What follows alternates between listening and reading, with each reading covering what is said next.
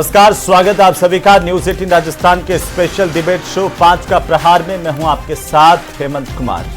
सूरजपाल के कितने पाप। उत्तर प्रदेश के हाथरस में मंगलवार को सत्संग के बाद मची भगदड़ में अब तक 122 लोगों की मौत हो गई है। इस हादसे में भरतपुर की एक महिला की भी जान गई है, जबकि 2 महिलाएं घायल हुई हैं। भोले बाबा उर्फ नारायण साकार हरि बाबा का राजस्थान से कनेक्शन सामने आया है। भोले बाबा दौसा में पेपर लीक माफिया हर्षवर्धन के मकान में हर 4 महीने में अपने दरबार को लगाता था। सूरजपाल उर्फ नारायण साकार हरि राजस्थान में आखिरकार इतना बड़ा नेटवर्क फैलाने में कैसे सफल हुआ, कैसे उससे इतनी बड़ी संख्या में लोग जुड़े, बाबा क्या करता था, कैसे करता था, प्रशासन को इसकी कोई खबर आज तक क्यों नहीं लगी। तमाम मुद्दों पर आज बात करेंगे। इससे पहले देखते हैं ये रिपोर्ट। बाबा के हाथरस कांड के बाद बड़े खुलासे।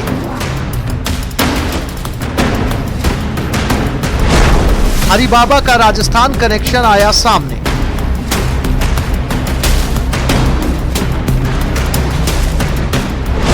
बाबा ने राजस्थान में फैला रखा था अपना नेटवर्क।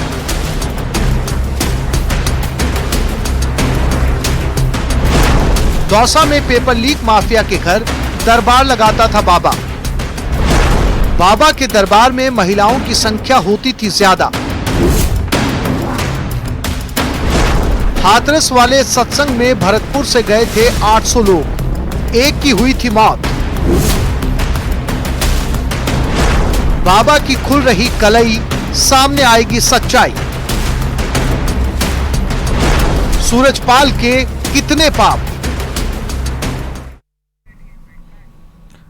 और आखिरकार सूरजपाल जैसे कितने बाबा हैं जो अंधविश्वास के नाम पर लोगों को गुमराह करते हैं। ना सिर्फ लोगों को गुमराह कर रहे हैं, बल्कि अपने साम्राज्य का विस्तार करके एक अलग से सरकार चलाने का दावा करते हैं। जैसे अपनी खुद की फोर्स बना करके रखते हैं, अपने आयोजन खुद करवाते हैं और इसमें पुलिस का, प्रशासन का इंटरफेरेंस होने से लगातार रोकते भी हैं। और साथ ही साथ एक भूमिका जिनकी जिस तरीके से सामने आती है वो इस तरह के हादसों के बाद सामने आती है कि आखिरकार सोचा क्या था और हुआ क्या। आज हमारे साथ खास मेहमान है इसी पर चर्चा करने के लिए कि आखिरकार सूरजपाल के कितने पाप। और सबसे पहले परिचय करवा दूं, शैलेंद्र गुर्जर हमारे साथ हैं, भारतीय जनता पार्टी के प्रवक्ता। पौरुष भारद्वाज हमारे साथ हैं, कांग्रेस पार्टी के प्रवक्ता। योगेंद्र जोशी हमारे साथ हैं, पुलिस के पूर्व अधिकारी हैं। और साथ ही साथ साध्वी के तौर पर कमल दीदी हमारे साथ हैं। आप सभी का बहुत स्वागत है। और सबसे पहले योगेंद्र जोशी साहब, आपसे शुरुआत करना चाहता हूं। आखिरकार जो तस्वीरें सामने आई हाथरस से, उस पर सभी को दुख है कि आखिरकार ये हुआ कैसे, क्यों हुआ, प्रशासन को पहले भनक क्यों नहीं लग पाई, पुलिस ने क्यों नहीं किया। बहुत सारे सवाल जिनका जवाब खंगालने की पुलिस प्रशासन कोशिश कर रहे हैं। लेकिन इन बाबा के तार राजस्थान से भी जुड़े और ऐसा कहा जा रहा है कि जिस घर में रुकते थे वहां पर एक हर्षवर्धन नाम का पेपर माफिया जो है वो इस तरह की एक्टिविटी चलाता था। इसकी भनक लगने के बाद पुलिस को क्या कार्रवाई करनी चाहिए थी और इस तरह के बाबाओं पर कैसे अंकुश लग पाई, योगेंद्र जोशी जी? हेमंत जी, आपने सही कहा है। इतनी दर्दनाक मौतें, 122 परिजन मारे गए हैं। और मैं ये कह रहा हूँ आपसे कि मेरा मानना ये है कि ये जो बाबा इस तरह के डेवलप हो रहे हैं और यहाँ दौसा तक इनकी मार थी और पेपर लीक के जो सरगना है उससे इसके पारिवारिक संबंध थे, जहाँ हर 6 महीने में ये आता था। मेरे कहने का तात्पर्य ये है कि ये बाबा लोग जो हैं जिनको आप कहते हैं ये अब दोषी हो गए। पहले तो ये दोषी नहीं थे, लेकिन जब ये इस प्रकार की घटनाएं हो जाती हैं तो ये दोषी माने जाते हैं। आप बताएं कि इन बाबाओं के बारे में कैसे जानकारी हो, कौन जानकारी करे? कोई इनका कोई एक्ट भी बना हुआ नहीं है, कानून में कोई ऐसे प्रावधान भी नहीं है जो इनकी निगरानी रखी जाए। अब आप देखिए, इन बाबाओं के पास अपना तो सेना, अपनी इनके पास सीआईडी, अपनी इनके पास आईबी, अपने इनके पास गनमैन, अपनी इनकी बिना नंबर की गाड़ियां। और आप देखें कि ये राजनेताओं से ज्यादा प्रभावशाली हैं। राजनेता तो फिर भी इतना प्रभावशाली नहीं जितने प्रभावशाली ये हैं। ये देखिए कि जहां भी ये अपना आश्रम लगाते हैं, जहां भी वहां लगाएंगे वहां पुलिस नहीं जा सकती अंदर, उनके कैमरे इनकी फोटोएं नहीं खींच सकते। तो ये जो बाबा है ना, स्वयंभू सरकार चलाने वाले बाबा, जब इनके अपराध सामने आ जाते हैं उसके बाद भी मैं बताऊं आपको, वोटों के लिए इन लोगों की सहायता की जाती है। आप देखिए बाबा राम रहीम कितनी बार पैरोल पे आ गए हैं, आप आशाराम जी को देख लीजिए, आप इन प्रकार के बाबाओं को देख लीजिए, वहां जेल में भी इनकी सुविधा, जेल में गलत अपराध करके इनके अनुयायी उनकी सेवा में चले जाते हैं। आप देखिए अंधविश्वास, और इस प्रकार के अंधविश्वास को आप सार्वजनिक रूप में लोगों से रोक नहीं सकते। अब इनके अनुयायी हैं, आप ये नहीं कह सकते कि ये जितने भी अनुयायी हैं ये सब अंधभक्त हैं। ठीक है, जिसको जैसी आस्था है वो जाएगी। मैं योगेंद्र जी आता हूं, लगाम कैसे लगे, पुलिस प्रशासन की भूमिका क्या हो, और कौन जांचे कि कौन असली है कौन नकली है। कई सवाल हैं ऐसे जो दर्शकों के मन में भी हैं, एक एक करके एक एक टिप्पणी ले लेते हैं, उसके बाद डिबेट को ओपन करेंगे। हमारे साथ हैं साध्वी कमल, आप बताइए कैसे देख पा रही हैं इस पूरे घटनाक्रम को साध्वी जी? देखिए, पहले तो जो भी हुआ है वो दुखदाई है, और मेरी पूरी संवेदना है जो लोग दुनिया से चले गए उन लोगों के प्रति, और जो दुनिया में उनके रिश्तेदार हैं उनके प्रति, और आपका बहुत बहुत धन्यवाद। अभी बता रहे थे बाबा बाबा, सब बाबा कह रहे हैं, क्या हमारी आंखों पर पट्टियां बंधी हुई हैं कि किसी को भी, दुकानदार को भी बाबा कह दें? वो ग्रस्त दुकानदार हैं, बाबा नहीं। कोई बाबा किसी का, किसी शास्त्र वेद में बाबा वही होता है जिसे शास्त्र वेदों का ज्ञान हो। वो कोई शास्त्र वेद की बात नहीं करते, फिर भी उनको बाबा कह देते हैं। वो तो दुख दर्द दूर करने वाले एक दुकानदार हैं, उनको आप बाबा कैसे कह सकते हैं? हम लोग जो पूरा का पूरा जीवन समर्पित करके, कोई हमारी गृहस्थी नहीं, कुछ नहीं, और देश धर्म हितार्थ हम कार्य करते हैं, वहां पे क्यों नहीं इतनी भीड़ आती? क्योंकि हम देश हित में कार्य करते हैं, इसलिए हमारे साथ भीड़ नहीं होती है। जो दुकानदार है उनके पीछे भीड़ है। तो पहले तो बाबा बोलना बंद करें आप लोग, वो बाबा नहीं है, वो केवल लोगों के दुख दूर करने का एक भीड़ लगा रखी है कि मैं ये दुख दूर करूंगा, ये होगा वो होगा, बाकी कोई शास्त्र वेदों की बात नहीं होती। पहली बात तो ये। दूसरी बात ये कि जब इतना भीड़ आती है तो जो आयोजन करता है उनको सरकार की मदद लेनी चाहिए, सरकार के नुमाइंदे प्रशासन बुलाना चाहिए ताकि उन लोगों की व्यवस्था कर सके। ये सारी व्यवस्था उन्होंने नहीं की, जिसके कारण दुख भोगना पड़ा सब पब्लिक को।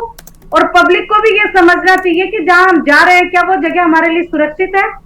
अगर वास्तव में कष्टदायी जगह होती, कष्ट निवारक जगह होती, तो आज इतने कष्ट क्यों मिलते उनको? जी जी।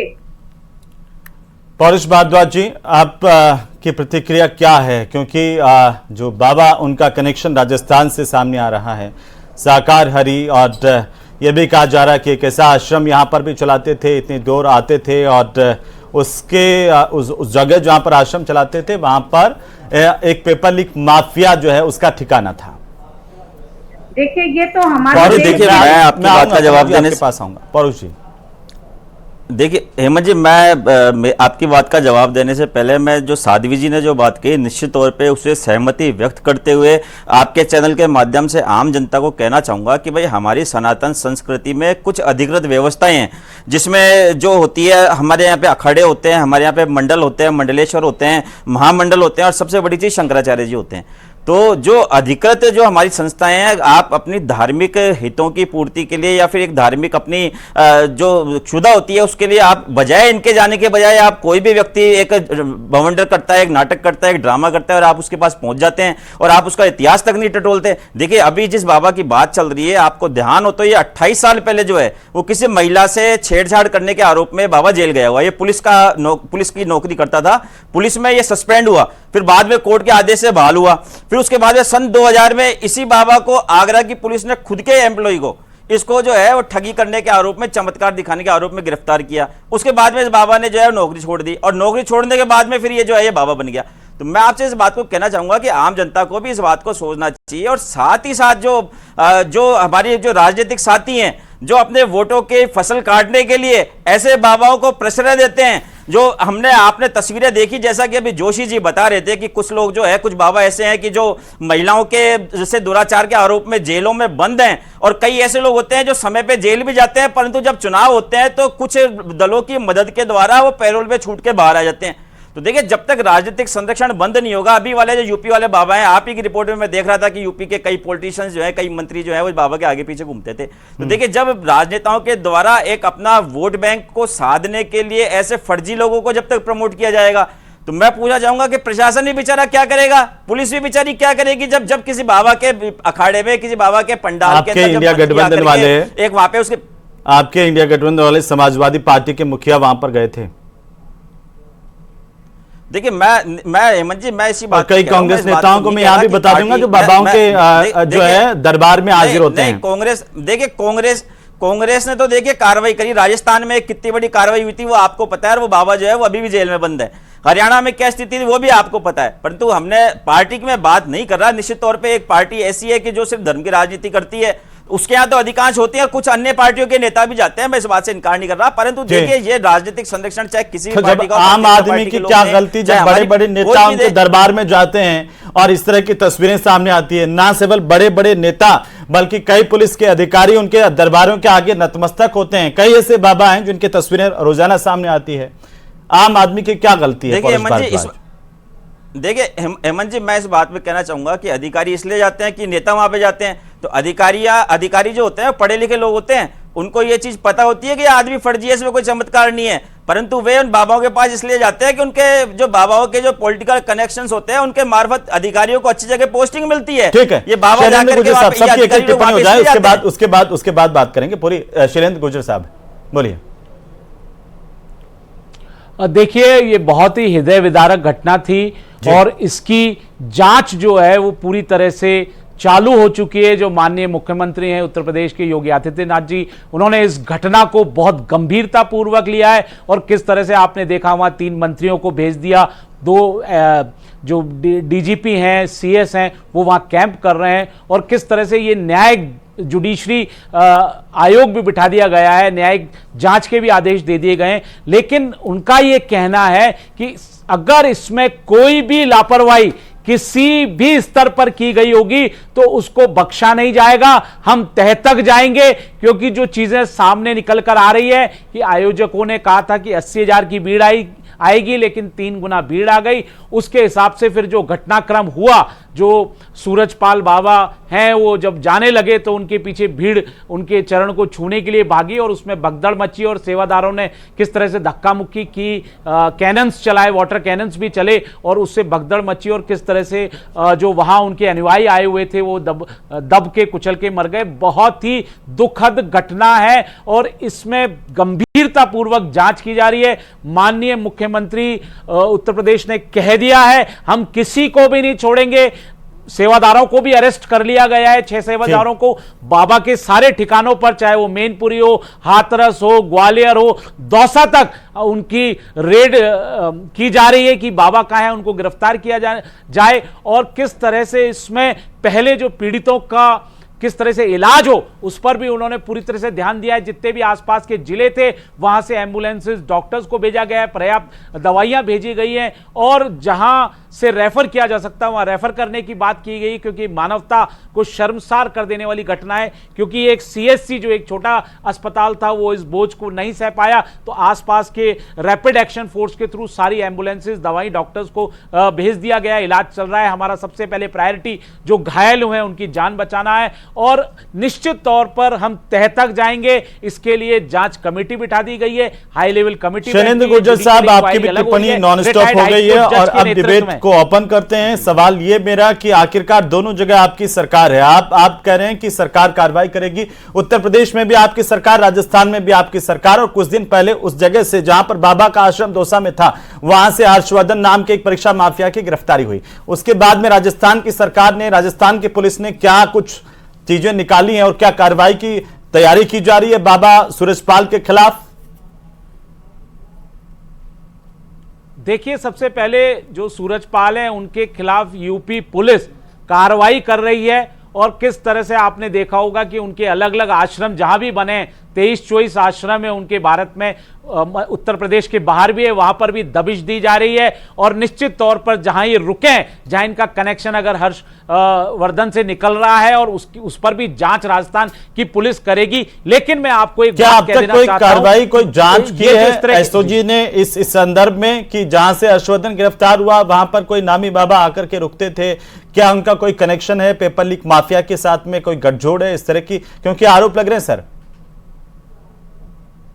देखिए, निश्चित तौर पर वो वहां आके रुके हैं। UP police, SOG, Rajasthan police से संपर्क करेगी तो निश्चित तौर पर अभी तक मतलब कुछ नहीं हुआ पौरुष भारद्वाज? अभी उन्होंने, ठीक है, एसओजी, देखिए हेमंत जी, मैं इस बात को कहना चाहूंगा कि दौसा में जो बाबा आते थे, इनकी आप दौसा के मामले में इनकी छानबीन कीजिए। दौसा में इनके सत्संग में जो है वो स्थानीय भीड़ नहीं आती थी, और ये दौसा में खाली अकेले नहीं आते थे, ये उत्तर प्रदेश से अपना पूरा 100, 200, 500 लोगों का लवाजमा लेके यहाँ पे आते थे। में जो और यहाँ पे सत्संग हो रहा था, हाथरस में थे। जो सत्संग हो रहा था, भरतपुर से करीब 800 लोग गए हैं, आप कह रहे हैं स्थानीय लोग नहीं आते थे? नहीं, बाहर के लोग, मैं ये कहना चाहूंगा कि जब इन्होंने शुरुआत की थी उस समय बड़ी संख्या होती थी वो उत्तर प्रदेश के लोगों की संख्या होती थी। तो मैं आपसे इस बात को निश्चित तौर पे कहना चाहूंगा कि देखिए, एक वहां पे जो होती है 80,000 लोगों की परमिशन होती है, तो वहां पे प्रशासन क्या सो रहा था क्या? शैलेंद्र जी अभी कह रहे हैं कि हम इलाज करा रहे, तो आप इलाज करा के क्या एहसान कर रहे हैं क्या? आपके प्रशासनिक अधिकारी जो वहां पे मौजूद थे, जिन्होंने 80,000 की परमिशन दी, और जब भीड़ बढ़ के 2.25 लाख आ जाती है तो वहां का प्रशासन क्या कर रहा था? मैं इस बात को पूछना चाहूंगा। और प्रशासन के खिलाफ क्या कार्रवाई की गई, इस बात को भी पूछना चाहूंगा। और दूसरी बात, आपने इनसे कहा कि भाई राजस्थान में भी आपकी सरकार है और उत्तर प्रदेश में भी आपकी सरकार है। प्रशासन वहां पे दो जगह के साथ साथ में केंद्र की सरकार है, हेमंत जी, केंद्र में की सरकार है। इनको इस घटना से सबक लेकर के निश्चित तौर पे एक ऐसा एक्ट या कानून बनाना चाहिए केंद्र सरकार को कि इस तरह के फर्जी बाबाओं की प्रैक्टिस में रोक लगे। सनातन धर्म की हम बात करते हैं तो मैंने जैसा कैसे अंतर किया जाए कौन फर्जी है कौन नहीं है? मान्यता दी हुई है। पौरुष जी, अंतर कैसे करेगा? ये कौन सर्टिफिकेट देगा कि कौन फर्जी है कौन असली है, और किससे सर्टिफिकेट लें? हेमंत जी देखिए, वही बाबा जो पहले बहुत मान्यता प्राप्त होते हैं, जैसे आप जैसे नेता उनके चरणों में चरण वंदना करते दिखते हैं, उनके कोई आरोप लग जाते हैं तो फिर फर्जी घोषित हो जाते हैं। किसका माने? ये समस्या है सर। लेकिन फिलहाल शैलेंद्र गुर्जर साहब, आपका जो आरोप है उस पर जवाब देंगे शैलेंद्र जी, बिल्कुल संक्षेप में। देखिए हेमंत जी, बिल्कुल आपने सही कहा। आप ये भूल जाते हैं, कांग्रेस पार्टी के प्रवक्ता सिर्फ गाल बजा रहे हैं, ये नहीं देखते कि हमारी अलायंस के नेता मुख्यमंत्री अखिलेश यादव जी उसमें वहां नारे लगा रहे, कह रहे ये राजनीति करते हैं, विरोधाभासी बयान देते हैं, हिंदू विरोधी पार्टी है, सनातन विरोधी पार्टी है। बाबा 16 साल की लड़की के बलात्कार के आरोप में जेल में बंद है, और आप आरोप हमारे ऊपर लगाते हैं। आप हरियाणा में हरियाणा के एक बाबा को चुनाव आता है, आप उसको पैरोल दिला करके पब्लिक के सामने ले आते हैं, और चुनाव जैसे भी बढ़ जाता है पत्थर भेज देते हैं, और आप पौरुष जी थोड़ा शांत होइए। पौरुष जी, अभी जयपुर में भी आपके नेताओं का मैं खोल दूंगा कौन कौन से आश्रम में बाबाओं पर आरोप लगे और कहां जाते थे। रुकिए ना आप एक बार, सुनिए। सुनिए सर, सुनिए पौरुष जी आपने बोला ना सर, एक बार सुन तो लीजिए ना, वो आप ही के सवालों का जवाब दे रहे हैं सर। पौरुष जी वो आप ही के सवालों का जवाब दे रहे हैं। शैलेंद्र गुर्जर साहब आप ही के सवालों का जवाब दे रहे हैं, उन्हीं की तो सरकार है, उन्हीं को कार्रवाई करनी है, जवाब तो देने दीजिए, जवाब तो सुन लीजिए सर। सनातन की अधिकृत संस्था शंकराचार्य जी है, शंकराचार्य जी को ट्रोल करते हैं भारतीय जनता पार्टी के लोग, जो सनातन की अधिकृत व्यवस्था है। अच्छा, आप नहीं करते हैं? महामंडलेश्वर होते हैं जो ऑथेंटिक होते हैं, उनको ये लोग ट्रोल करते हैं उनको, और ये फर्जी बाबाओं के जाके चरण वंदना करके जनता के सामने उन बाबाओं को महिमा मंडन करने में भारतीय जनता पार्टी के नेताओं का हाथ है। हेमंत जी, आपने वो वीडियो देखा होगा। मैंने वो वीडियो भी देखा, और मैंने वो वाला भी देखा कि हिंदू धर्म के लोग जो है वो मंदिर में लड़कियां छेड़ने जाते हैं। सुनिए ना, राजनीति को धर्म को राजनीति के तौर पर आप लोग इस्तेमाल करना बंद कर दीजिए। रुकिए, योगेंद्र जोशी साहब, दोनों शांत हो जाएं। योगेंद्र जोशी साहब ये बात कर रहे हैं कि जनता को फर्क करना चाहिए, जनता फर्क कैसे करे? उससे पहले तो नेता पहुंच जाते हैं भीड़ देख करके, जहां भी 50,000 की किसी भी बाबा के फॉलोअर्स हो जाते हैं, वो कथावाचक भी हो, उनके चरण वंदना करने सबसे पहले राजनीति के लोग पहुंचते हैं। बिल्कुल हेमंत जी, आपने सही बात कही है। चाहे वो किसी भी दल के नेता हों, बड़े से बड़े नेता भी, जो प्रधानमंत्री स्तर के नेता हैं या मुख्यमंत्री हैं, राज्यपाल हैं, तमाम ये हर प्रकार के नेता, ऐसा नहीं कि कोई क्राइटेरिया हो, क्योंकि नेताओं के पास क्या है, ये जाति और धर्म ये जो हम बाबा किसी है एक पार्टी के अलग-अलग नेताओं की जातियों बात धर्म नहीं के कर रहे हैं जोशी इनके साहब। पास क्या वोट इसमें राजनीति के हर पार्टी के नेता शामिल है, वो चाहे छोटी पार्टी हो हर या बड़ी पार्टी के पार्टी हो। लोग जी, चाहे छोटी हो चाहे बड़ी हो। हाँ। और बात इतनी है कि ये लोग जितने लोग हैं ये जाते हैं ये जितने भी तथाकथित बाबा लोग हैं इन लोगों के पास जाति और धर्म के वोट होते हैं, और जाति और धर्म के वोट जहां पर होते हैं वहां राजनेता चले जाते हैं और जाकर के वहां पर अपनी शक्ल दिखाते हैं, और जो बाबा के बहुमत है, बाबा के पास जिस जाति का और धर्म का बहुमत है वो वोट लेने का प्रयास करते हैं। अब आप बताइए, बाबा राम रहीम बंद थे जेल में, उनको 4 बार पैरोल पर, एक साधारण अपराधी 4 बार पैरोल पे आ सकता है कोर्ट से सजा देने के लेकिन क्या बावजूद, करते हैं? कोर्ट से सजा मिलने के बावजूद मानने को तैयार नहीं होते हैं जी कि हाँ। हमें इनका अनुसरण नहीं करना है। ये तो स्थितियां नहीं, तब नहीं, है, उसके बाद आरोप भी छोड़ दीजिए। बाबा चाहे जेल चला जाए चाहे कहीं चला जाए, हाँ। फिर भी राजनीतिक दल उनका समर्थन करते हैं। इसका समाधान क्या हो, मैं वो आपसे जानना चाहता हूं, और पुलिस की क्या मजबूरी होती है वो भी हम आपसे जानेंगे। लेकिन कमल जी चूंकि हमारे साथ हैं, साध्वी हैं, तो कमल जी आप कह रही थी कि ऐसे लोगों को बाबा कहना बंद कर दीजिए। आप पर कल को एलिगेशन लग गया तो कल को कई लोग आप पर भी सवाल उठा देंगे कि आप उन्हें साध्वी कैसे कर रहे थे। तो ये सर्टिफिकेट कौन दे, ये सर्टिफिकेट किससे ले आम जनता? जी देखिए, पहली बात तो मैंने आपको क्या कहा कि वो गृहस्थ हैं, अपनी पत्नी को साथ में लेके बैठते हैं। जिन बाबा सूरज पोल की आप बात कर रहे हैं, सूरज पाल पोल तो अब खुली है खैर उनकी, लेकिन जिन सूरज पाल को आप लेके बैठते हैं, बाबा बाबा कर रहे हैं, वो अपनी धर्म पत्नी को साथ में लेके बैठते हैं। ये कौन से उसमें लिखा हुआ है कि जो अपनी धर्म पत्नी को साथ में लेकर के बैठता है वो बाबा नहीं हो सकते हैं?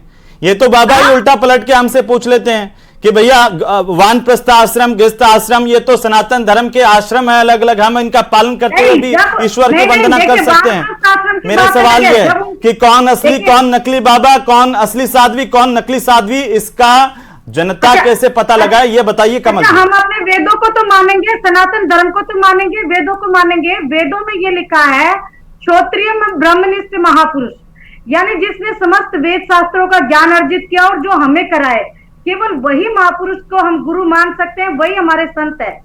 अच्छा, ये कौन से संतों की बात कर रहे हैं, ये कौन से धर्म ग्रंथों की बात कर रहे हैं, ये कौन से हमारे देश धर्म को बचाने की बात कर रहे हैं? ये तो कष्ट दूर करने वाले डॉक्टर हैं, डॉक्टरी की बात कर रहे हैं कि मैं ये कष्ट दूर कर दूंगा, वो कर दूंगा, कर देते तो फिर डॉक्टर मत कहिए, डॉक्टर का अपना एक पेशा होता है कमल जी, डॉक्टर मत कहिए, डॉक्टर की डिग्री होती है बाकायदा। लोग कहते हैं कि आपको ये पीड़ा है, ये संकट है, उसको दूर करूंगा, ठीक है ना। जिनको तो आप ये कहना चाहती है कि अगर इस देश में कोई भी कष्ट दूर करने की बात कह रहा है वो बाबा फर्जी है, वो साध्वी फर्जी है? नहीं, आप ये बताइए कि बाबा को छूते ही बीमारी दूर हो जाएगी क्या, सारे कष्ट दूर हो जाएंगे क्या? नहीं, मेरे सवाल का जवाब नहीं मिला। हम कैसे पता करें, आकलन करें कि कौन फर्जी है कौन सही है? ये कैसे जनता, देखिए आम जनता को तो जो दिखता है, परेशान जनता कोई कह देगा कि मेरे पास सब बुराइयों का इलाज है और मैं सनातन संस्कृति से आपको आत्म शांति का अनुभव करवाऊंगा, लोग खींचे चले जाते हैं, लाखों की भीड़ हो जाती है। लेकिन क्यों, अगर ऐसा होता तो इसी से समझ लेना, आगे कब तक हम चोट खाते रहेंगे? इसी बात से सूरजपाल से समझ लेना, हम जब उन्होंने ये कहा बाबा को छूते ये रोग खत्म हो जाते, तभी तो लोग बात। एक सूरजपाल नहीं है या एक साकार हरि नहीं है, यहाँ पर आए दिन नए बाबा पैदा हो रहे हैं अलग अलग तरीके से। इस इतनी बड़ी घटना से भी अगर हमारा देश नहीं संभलता है, लोग नहीं संभलते हैं कि सच्चाई की तरफ चले, तो योगेंद्र जी बिल्कुल एक छोटी सी टिप्पणी है, मैं अब बाकी लोगों से नहीं ले पाऊंगा। जोशी साहब, पुलिस क्यों चुप रहती है? पुलिस को तो पता होता है ना, पूरी कुंडली पुलिस के तो पास होती है।